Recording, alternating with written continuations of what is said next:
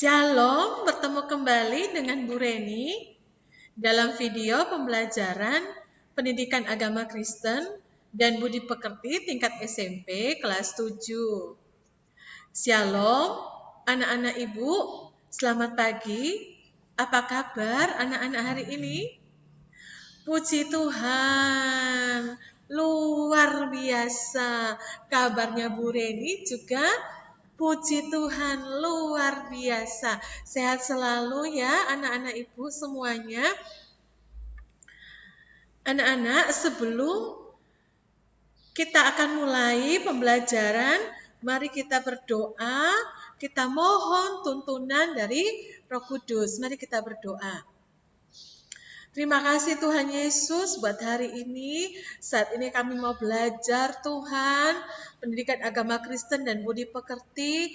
Kami mohon tuntunan Roh Kudus di dalam kami mengikuti pelajaran pada hari ini. Beri hikmat-Mu ya Tuhan. Berkati kami dalam pelajaran hari ini. Dalam nama Tuhan Yesus kami berdoa. Haleluya. Amin. Nah, materi kita hari ini adalah tentang topik membangun solidaritas. Ya, membangun solidaritas sosial, kita belajar dari ajaran Tuhan Yesus. Nah, bahan Alkitab itu terambil dari Lukas 4 ayat 16 sampai 19 dan Matius 25 ayat 31 sampai 46. Ibu akan share.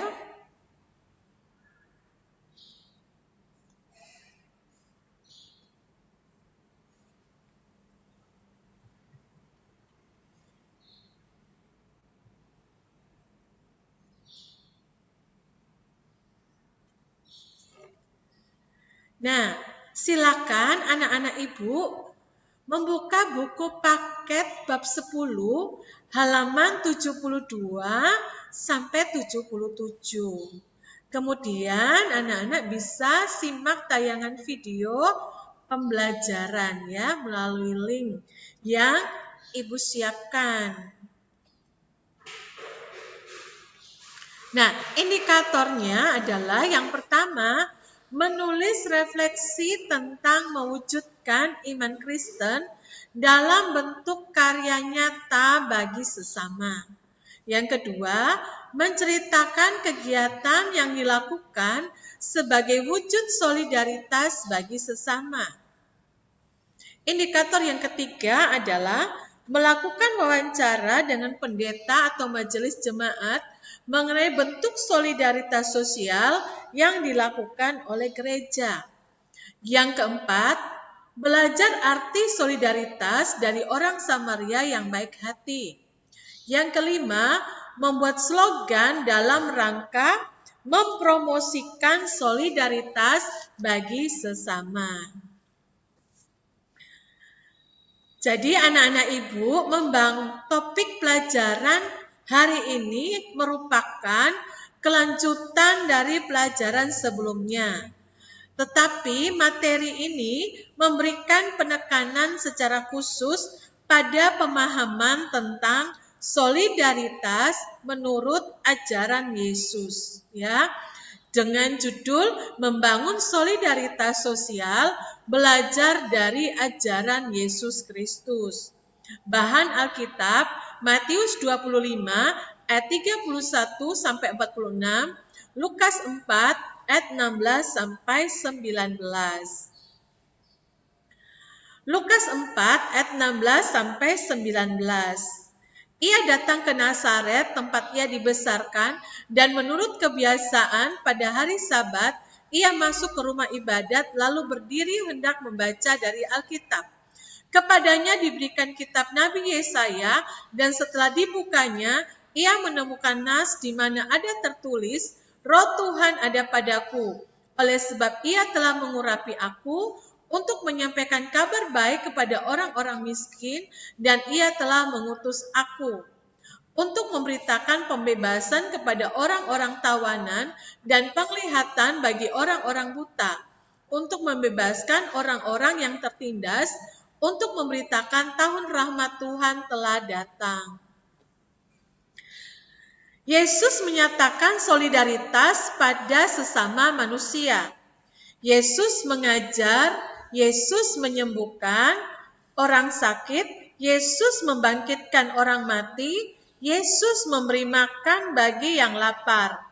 Yesus mendengarkan keluhan orang, Yesus memberikan dirinya bagi orang lain. Tuhan Yesus memproklamirkan tibanya tahun rahmat Tuhan di dalam Lukas 4 ayat 16 sampai 19 yang kita baca tadi ya.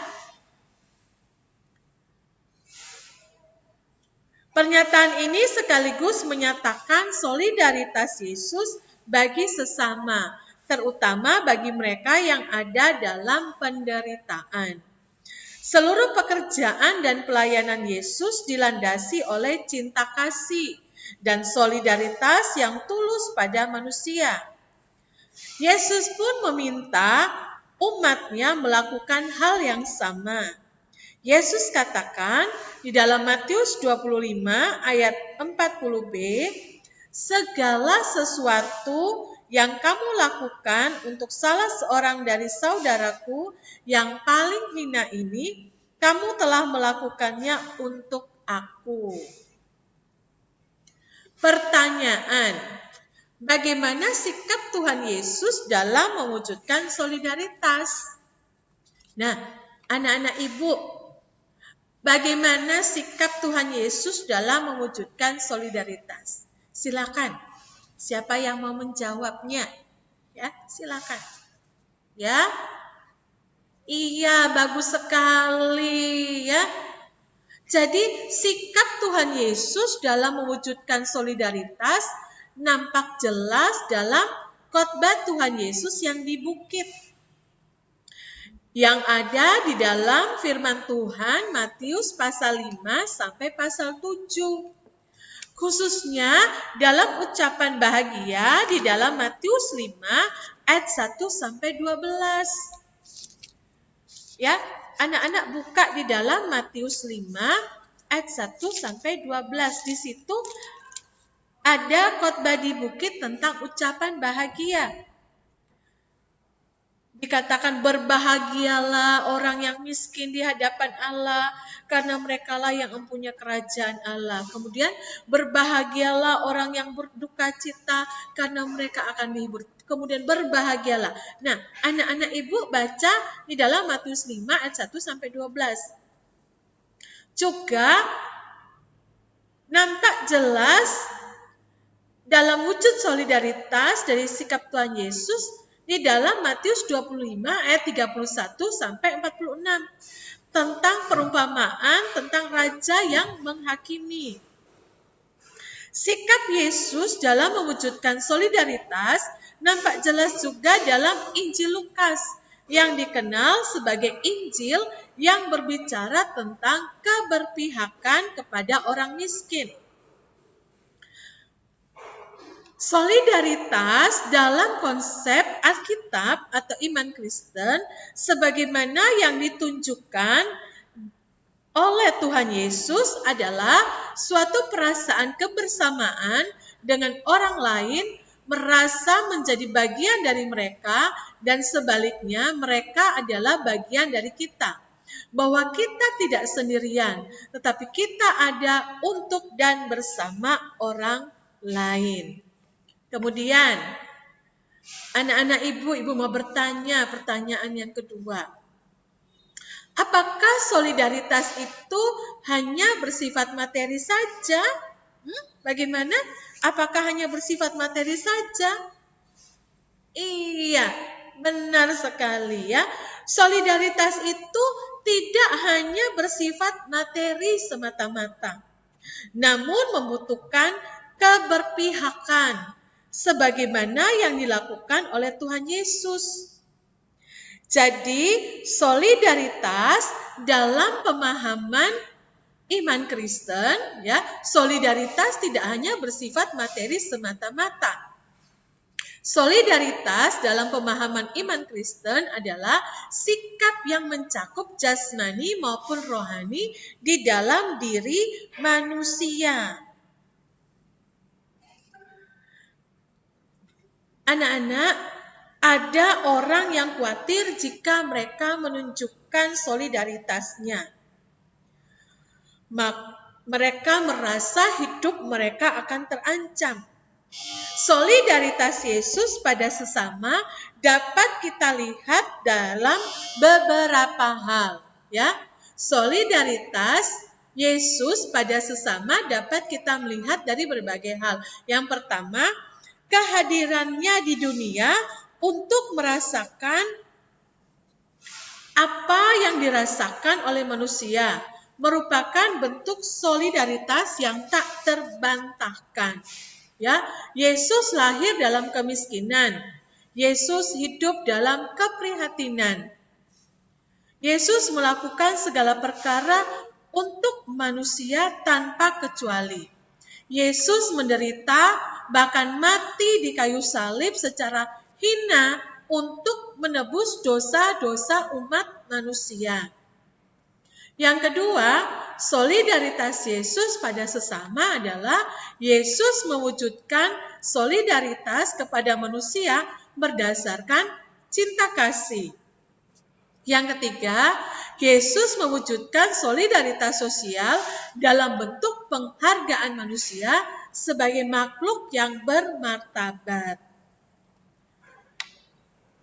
Yang keempat, solidaritas Yesus pada sesama adalah Yesus mewujudkan solidaritas manusia demi menyelamatkan manusia.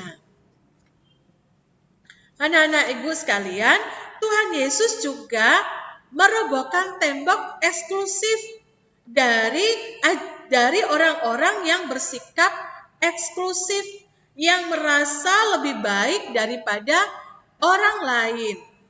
Ya. Tuhan Yesus meruntuhkan tembok antara orang yang kaya dan orang yang miskin. Yesus mengajarkan tentang kasih. Ia melakukan tindakan yang mengajarkan tentang kerendahan hati, dan Tuhan Yesus melakukannya, yaitu membasuh kaki murid-muridnya. Yesus mengajarkan untuk peduli kepada sesama. Yesus mendengarkan murid-muridnya. Yesus menyembuhkan orang-orang sakit, dan Tuhan Yesus membangkitkan orang mati. Tuhan Yesus juga menunjukkan belas kasihan bagi manusia. Nah, silakan anak-anak ibu membaca dalam Kisah Para Rasul 4 ayat 32 sampai 37 dan 2 Korintus 8 ayat 1 sampai 9. Tuliskan bagaimana gambaran tentang bentuk-bentuk kepedulian dan solidaritas sosial yang dilakukan oleh jemaat Kristen yang pertama.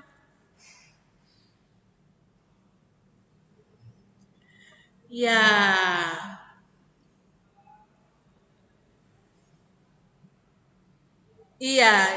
jadi kalian tuliskan bagaimana gambaran tentang bentuk-bentuk kepedulian dan solidaritas sosial yang dilakukan oleh jemaat Kristen yang pertama.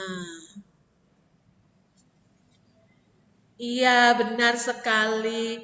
Di sana, di dalam Kisah Para Rasul 4 ayat 32 sampai 37,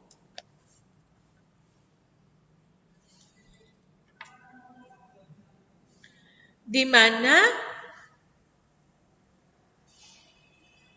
mereka menjual ladang miliknya lalu membawa uangnya itu dan meletakkan di depan kaki rasul-rasul, di mana mereka itu sehati dan sejiwa, dan tidak ada seorang pun yang berkata bahwa sesuatu dari kepunyaannya adalah milik sendiri, tetapi segala sesuatu adalah kepunyaan mereka bersama.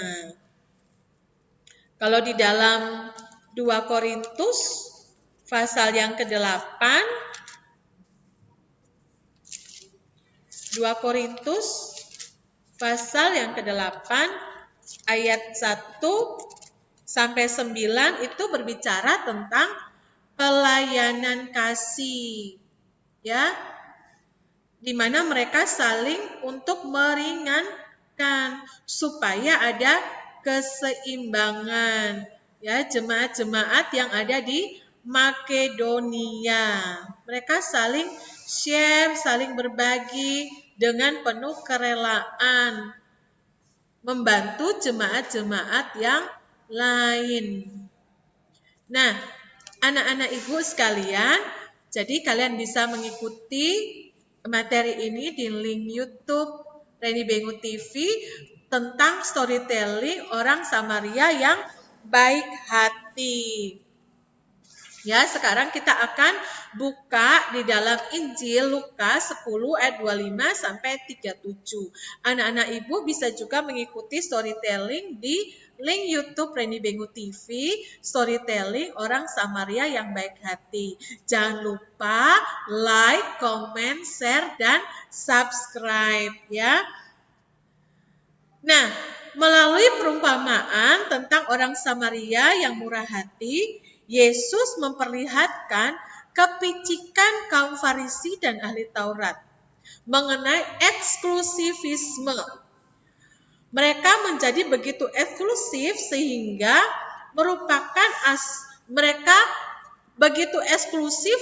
mereka melupakan aspek kemanusiaan di mana untuk membantu menolong orang lain sesama. Mereka begitu eksklusif sehingga mereka melupakan aspek kemanusiaan. Orang Farisi dan ahli Taurat selalu menempatkan diri sebagai kelompok yang eksklusif, sebagai orang-orang terpandang dan terkemuka. Mereka berpikir kesetiaan dan ketaatan mereka menjalankan aturan agama dengan benar menurut kitab Taurat Musa telah menjadikan mereka sebagai manusia yang suci dan benar. Di banyak kesempatan, Yesus selalu mengkritik mereka bahwa menjalankan ibadah agama hendaknya diikuti dengan wujud tindakan kasih dan solidaritas bagi sesama. Jadi Tuhan Yesus mengkritik mereka bahwa menjalankan ibadah hendaknya diikuti dengan wujud tindakan kasih dan solidaritas bagi sesama. Yesus Kristus adalah tokoh utama yang menjalankan hukum cinta kasih pada sesama. Yesus memberikan hukum untuk dijalankan oleh umatnya, yaitu hukum yang utama. Kita lihat di dalam Matius 22 ayat 37 sampai 40. Matius pasal yang ke-22 ayat 37 sampai yang ke-40. Di situ dikatakan bahwa kasihilah Tuhan Allahmu dengan segenap hatimu, dengan segenap jiwamu, dan dengan segenap akal budimu. Itulah hukum yang terutama dan yang pertama. Dan hukum yang kedua yang sama dengan itu ialah kasihilah sesamamu manusia seperti dirimu sendiri. Pada kedua hukum inilah tergantung seluruh hukum Taurat dan kitab para nabi. Tuhan Yesus mengajarkan hukum yang utama, yaitu kasihilah Tuhan Allahmu dengan segenap hatimu, dengan segenap jiwamu, dengan segenap kekuatanmu, dengan segenap akal budimu. Dan hukum yang kedua yang tidak kalah pentingnya dengan hukum yang pertama adalah kasihilah sesamamu manusia seperti dirimu sendiri. Nah, Tuhan Yesus mengajarkan bahwa kasih kita kepada Tuhan tidak terlepas dari kasih kita kepada sesama. Demikian pula sebaliknya, kasih terhadap sesama tidak terlepas dari kasih kita kepada Tuhan. Orang yang mengasihi dirinya, orang yang mengasihi Tuhan Yesus, dia juga harus membuktikan bahwa dia sanggup menunjukkan dan mewujudkan kasihnya kepada Tuhan dan sesama. Anak-anak ibu, kita yang sebagai pengikut Kristus, kita juga harus membuktikan bahwa kita juga dapat mewujudkan kasih kita kepada Tuhan dan sesama. Nah, pertanyaan, bagaimana cara mewujudkan solidaritas bagi sesama? Nah, anak-anak ibu, bagaimana? Bagaimana cara mewujudkan solidaritas bagi sesama? Iya, ya, benar sekali. Jawabannya bagus sekali ya. Jadi di sini ada beberapa syarat dalam kita mewujudkan solidaritas bagi sesama. Yang pertama, kita harus dilakukan berdasarkan ketulusan hati. Yang kedua, dilakukan berdasarkan sikap menghargai sesama sebagai makhluk mulia ciptaan Tuhan. Yang ketiga, dilakukan sebagai wujud iman. Nah, sebagai kesimpulan, rangkuman materi kita pada hari ini adalah Yesus Kristus adalah tokoh yang mengajarkan solidaritas bagi sesama. Ia mengajarkan untuk solider terhadap sesama tanpa memandang berbagai perbedaan latar belakang yang ada. Bahkan perintah baru yang diberikan pada umatnya adalah mengasihi sesama manusia tanpa kecuali. Apapun yang kita lakukan terhadap sesama kita, mendengarkan mereka, peduli pada mereka, dan memberikan bantuan yang mereka butuhkan, maka demikian kita telah melakukannya untuk Tuhan Yesus. Ya, anak-anak ibu sekalian, sebelum kita akan mengakhiri materi kita pada hari ini, kita akan berdoa. Ya, mari kita berdoa. Tuhan Yesus, kami mengucap syukur Tuhan untuk pembelajaran pada hari ini, untuk kami mengasihi Tuhan dan mengasihi sesama. Kami boleh nyatakan kasih kami, wujud kami dalam tindakan kami, melalui ketulusan hati kami sebagai wujud iman kami. Kami mempraktekkan kami sebagai pengikut Kristus dengan menunjukkan kasih kami kepada sesama sebagai wujud solidaritas kami kepada sesama. Dan kami mengasihi Tuhan Yesus dengan segenap kekuatan kami, dengan segenap akal budi kami, dengan segenap hati kami, dengan segenap jiwa kami. Terima kasih Tuhan, kami serahkan seluruh kehidupan kami di dalam tangan Tuhan. Dalam nama Tuhan Yesus, kami sudah berdoa. Haleluya. Amin. Nah, anak-anak ibu sekalian, sampai di sini dulu pertemuan kita hari ini, dan kita akan bertemu di dalam pertemuan-pertemuan selanjutnya. Tuhan Yesus memberkati.